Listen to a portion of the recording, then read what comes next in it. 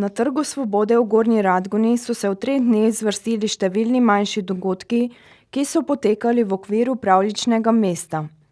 To je že tretjič zapored razveseljevalo predvsem najmlajše, pa tudi starejši so našli kaj zase na številnih stojnicah. Da pravljično mesto smo si pravzaprav razdelili od 16. pa do 18. ure, vsi javni zavodi pravzaprav vsak ima eno uro za predstavitev, tako da se bo danes pravzaprav predstavljal vrtec Manka Golarja Gornja Radgona, zasebna glasbena šola Maestro in pa folklorna skupina Gornja Radgona.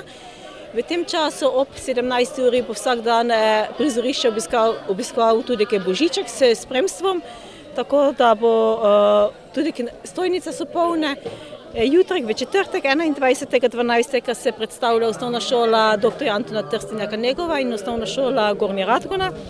V petek pa se predstavljamo pravzaprav oba javna zavoda, javni zavod Knjižnica in pa zavod Kult Protur.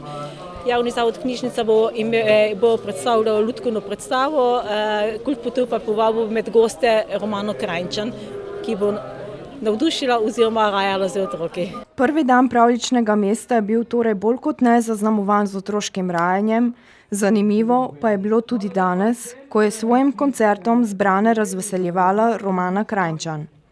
Potekala je tudi lutkovna predstava v organizaciji javnega zavoda Knjižnica Gornja Radgona. Vsako leto pravzaprav imamo gledališča, da spodbujamo otroke preko pravljic, preko gledališča, da spoznajo, da jim približamo pisano besedo. In letos smo se odločili, ker je tudi zunaj pravljično mesto v stilu Ledenega kraljestva in tako naprej, da bomo podarili v bistvu gledališko predstavo Snežna kraljica. Torej, snega nimamo, bo pa verjetno snežilo kako drugače. Izvedba prireditve pa ne bi bila mogoča brez podpore občine, ki veliko pozornosti polaga ravno tovrstnim dogodkom, s katerimi poživijo samo mesto in pričarajo posebne trenutke domačinom in ostalim obiskovalcem. Torej, res je, občina podpira to zato, ker tako kot ste vprašali, kaj to prinaša? To prinaša nekako stopnjevanje pričakovanja Božiča na eni strani, novega leta na drugi strani. Tako da začnemo te dni malo pred Božičem tukaj v središču mesta sanjati o tem, kako bo drugo leto boljše in vedno, ker upanje umira zadnje in vsako leto bomo to počeli, dokler bo le mogoče in nekako postaja ta prireditev že tradicionalna. Kako to počnemo? Tako da se nam predstavijo naši javni zavodi, pa tudi kako naše društvo s tem, kaj zmorejo, na kak način se tako ali drugače predstavljajo javnosti, kakve so njihove dejavnosti. No in danes je temu tako, na začetku so že bili pred nami naši najmlajši iz vrtca Manka Golarja, ki so pokazali, da jih čisto nič ni strah. Na eni strani velike publike, na drugi strani pa tudi malce mraza, ki tako ali drugače prinese nek čar v to prednovoletno oziroma predbožično druženje.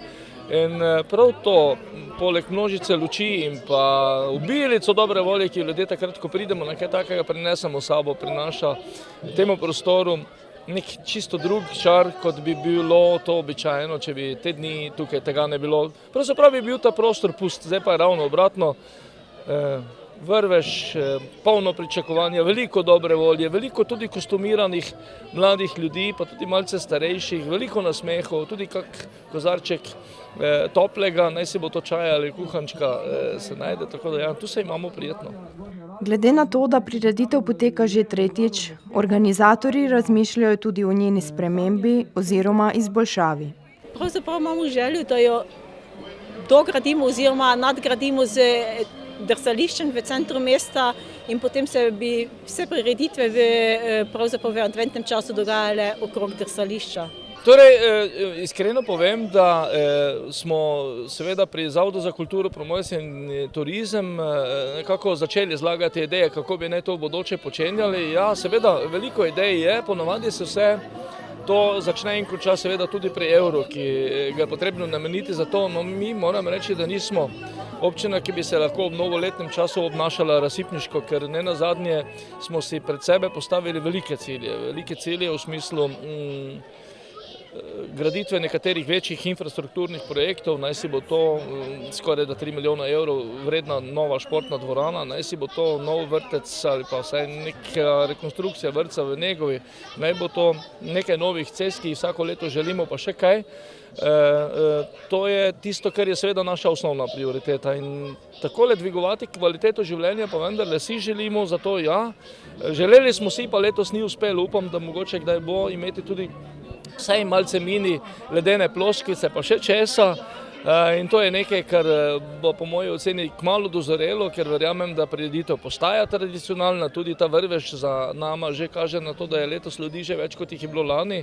Pa še vreme je tako, da vendarle imamo nek občutek, da je tisti čas, ko je zima, ko se tako ali drugače sicer vlečemo na toplo, ampak če je zunaj prijetno, pa se toplo oblečemo in se veselimo.